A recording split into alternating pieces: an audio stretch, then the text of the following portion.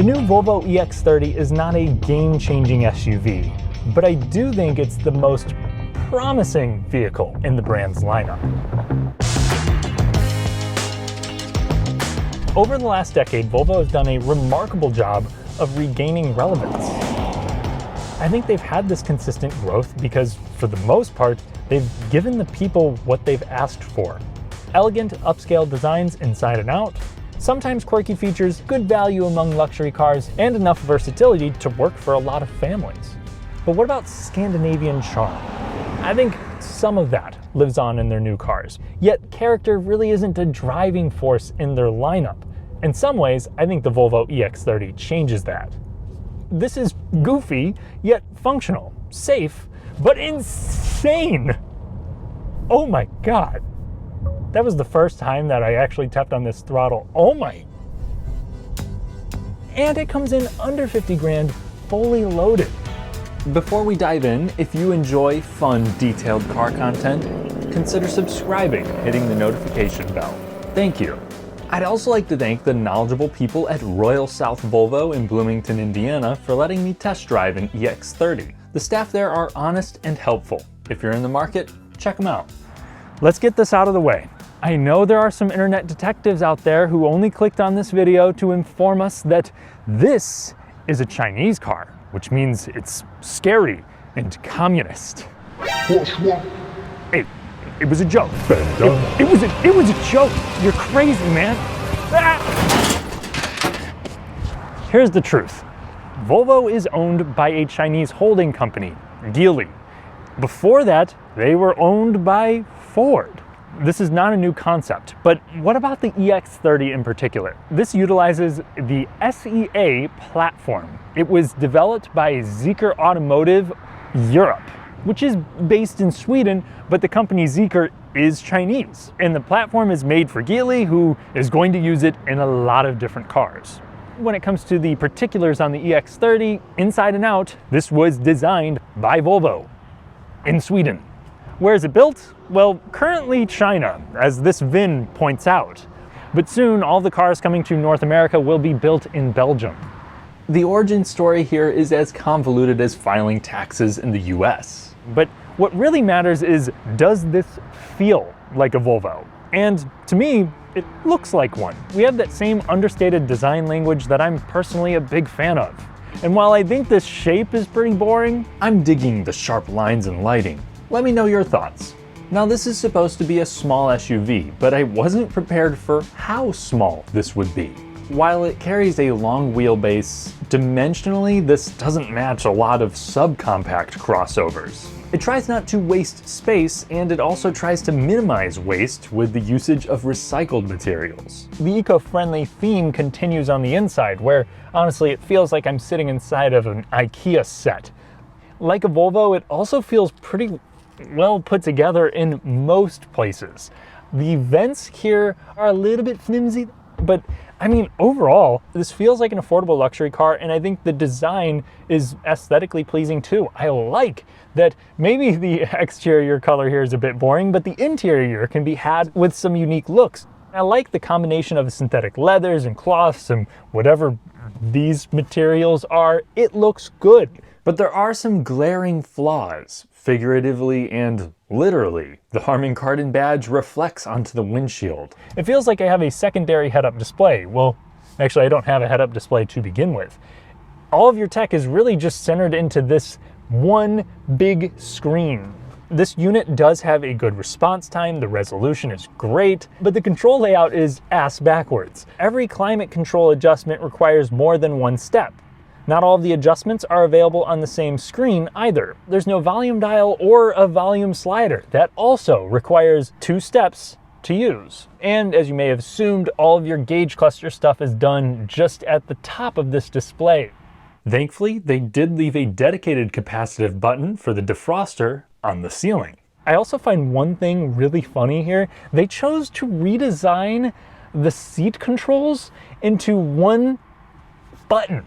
It's not horrible. Like I figured out how to use it pretty quick.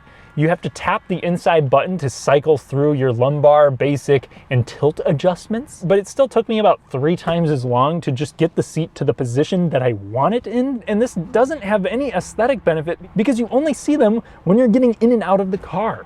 One thing that I've actually grown to accept are the window controls. Up front, you have to click the rear button in order to roll down the rear windows, but honestly, I'm okay with this because it makes it nearly impossible to roll down the rear windows on accident. I also like that we have a physical drive select, a turning signal stalk, and a few buttons on the steering wheel. These are actually not capacitive, they click. Funny enough, if you want to adjust your mirrors, you got to do that through your touchscreen. If you want to open the glove compartment, you also have to do that through the screen, but at least you do have a good amount of storage. Actually, not good, great amount of storage. Door pockets are huge. The compartments under here have 2 levels, and the way that they open and shut is solid, as are the doors. And if all of this isn't enough, you also have a small frunk. The EX30 is reasonably well equipped too. I'm happy that every US model gets a heat pump, but some high-end features are missing and heated seats are extra. As far as comfort goes, I'm 6'3", I fit in here just fine. I do wish I had maybe a little bit more thigh support, but I do like how soft the seats are. If I'm in my relaxed highway cruising driving position,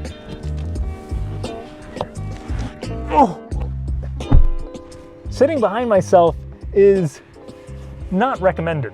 I feel like I'm on a 2-person water slide, though I guess for short journeys, this back seat can work for adults, especially if both front and rear occupants more closely resemble my 5'6" production assistant. Though without a center armrest, the cup holder situation is dire, and large reverse-facing child seats might prove to be too bulky. So take that into consideration. We also have a couple of interesting quirks back here. This removable storage bin allows you to kind of flip up whatever you have inside there, and you have a manual sunshade for the panoramic roof, something that I never thought I'd see in any car, let alone a luxury vehicle.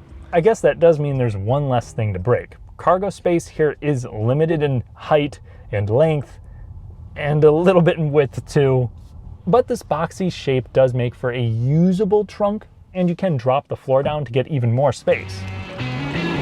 While many EVs are needlessly quick, the dual-motor EX30 takes this to another level. You will have 422 horsepower, which makes for absurd acceleration, especially from low speed, but even when you're already at cruising speed, it'll put on 10-20 miles per hour like that. This comes thanks to a front and rear permanent magnet electric motor.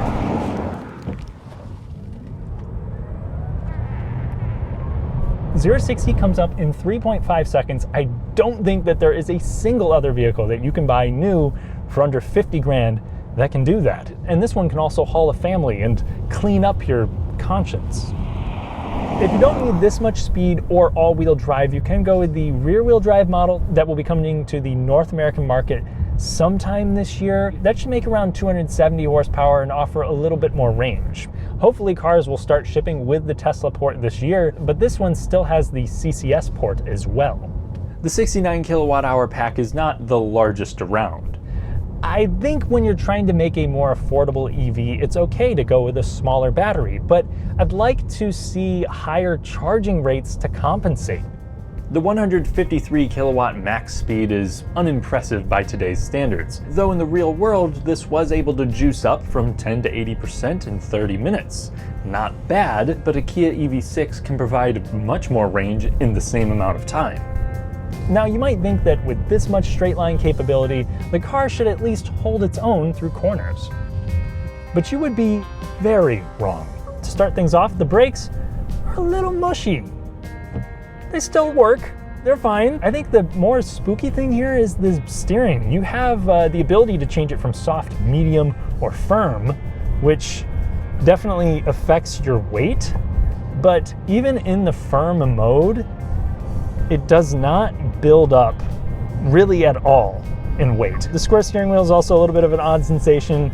It's not super precise, especially off center or really anywhere. It's just really fast. While outright speed can be entertaining, this is not a recipe for fun on a back road, just speeding tickets. This does have a fairly low center of gravity, so yeah, I mean, there is still body roll, but it's not as bad as I was thinking, considering how soft this car is.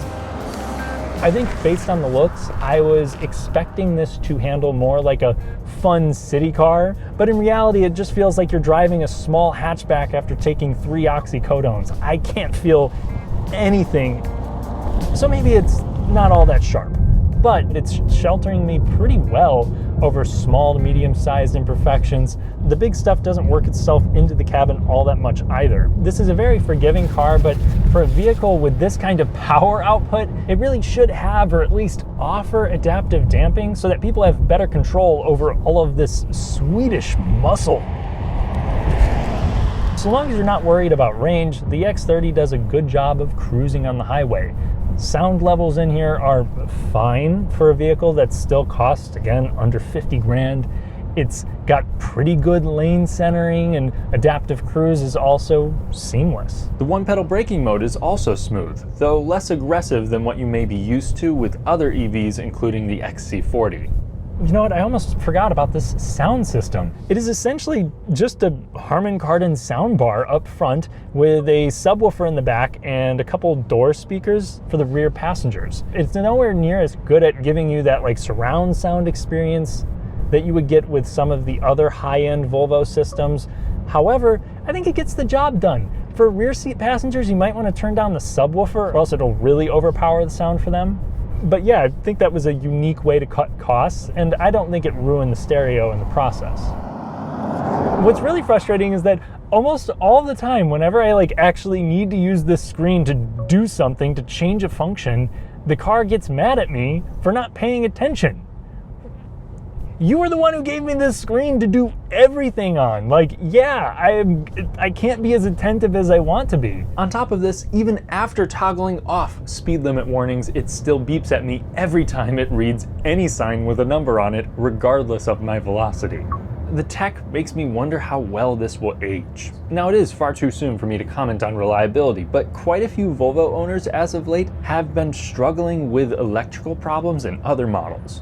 I'm hoping that doesn't carry on in their new ground-up EVs. When I think of Volvo, I think of cars that on the surface are boring. They care about boring things like safety and versatility and comfort. They're supposed to be sensible, but they're also supposed to be a little outside of the box. The EX30 mostly aligns itself with those values and has a lot going for it. It certainly looks like a Volvo. It definitely has unique storage solutions. It's also very comfortable and handles like Nana's couch. I also think it's neat that they put a sustainable focus on the material choices. Compared to something like an XC40 Recharge, this feels like a more special car, and it's also a lot cheaper. If I had to choose between the two, I would go with this. But it could be so much better. For a brand concerned with safety, this tech is much more distracting than it is helpful. While I love quick cars, I have a feeling that EV crossover owners care much more about things like fast charging or range. The small size helps keep the price down, but I also wouldn't advise it as a primary family ride. And maybe being fun to drive isn't important to this clientele, but completely vague steering doesn't feel right in a small, speedy ride either. I can't see the EX30 becoming Volvo's bread and butter. Still, my impression of this is a positive one. I think the brand put more effort into the character of the EX30 than any of their other products. The 30 is also comfortable, and especially in the upcoming rear-wheel drive version, it's relatively affordable. That's why this is promising to me, so long as Volvo can improve a few things. They need to focus more on how people will use the car and less on trendy tech or supercar speed. Thanks for watching, and thank you to my channel members for helping me improve my videos. Consider joining for additional content. I'll catch you in the next one.